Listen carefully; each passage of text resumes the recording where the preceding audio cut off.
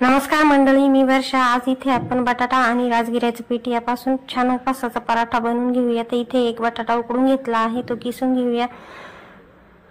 इथे छान बटाटा किसून घेतला। आता त्यामध्ये मीठ घालूया। 1 चमचा मीठ घातलं आणि 1 चमचा हिरवी मिरचीची पेस्ट घालून घेतली। आता यामध्ये 1 वाटी राजगिऱ्याचं पीठ घालून घेतलं। इथे छान तसंच मळून घ्यायचंय हे पीठ। छान पीठ एकजीव करून घेऊया।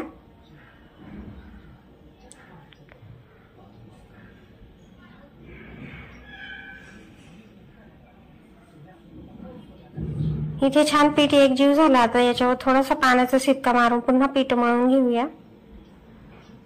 तर अशा पद्धतीने पीठ मळून घ्यायचंय, एकजीव करून घ्यायचंय। तर इथे पिठाचा छान गोळा तयार झालाय। आता आपण यातून एक गोळा काढून घेऊ। गोळा छान गोल गोल करून घेतला आणि थोडंसं खाली राजगिऱ्याचं पीठ टाकायचंय आणि हा गोळा छान लाटून घ्यायचा आहे।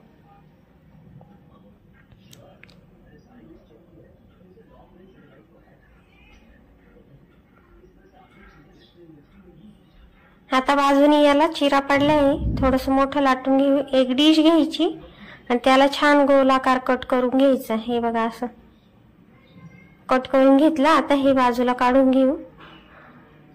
आता एक बाजूला लगेच तवा गरम करत ठेवला मी आणि हे पोळी त्याच्यावर पराठा, राजगिऱ्याचा पराठा टाकून घेऊ। तर त्याच्यावर तुम्ही तेल किंवा तूप वापरू शकता। मी इथे शेंगदाण्याचं तेल घातलंय। अशा पद्धतीने छान पराठा शेकून घ्यायचा आणि पराठा लाटताना थोडा पातळ लाटायचा, जास्त जाड लाटायचा नाही। खूप छान लागतो पातळ लाटलेला पराठा। तर हे बघा, ह्या पद्धतीने सहजपणे उलटता येतं। अशा पद्धतीने छान पराठा भाजून घेतला मी। तेल टाकून छान भाजून घ्यायचा इथे। तर हे बघा, पराठा छान भाजला तर काढून घेतला। आता लगेच पराठ्यासोबत हिरवी मिरचीची चटणी बनवूया। तर इथे हिरव्या मिरच्या 4 घातल्या, शेंगदाणे घातले, याची छान पेस्ट बनवून घ्यायची आहे। तर हे बघा, इथे दळून घेतले। गॅसवर कढई गरम करत ठेवली, त्यामध्ये 1 चमचा तेल घालायचं।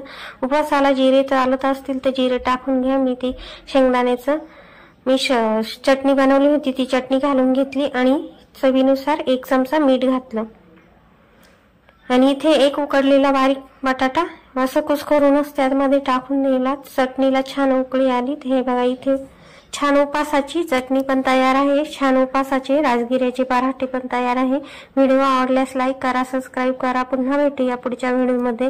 तोपर्यंत मस्त खा, स्वस्त रहा।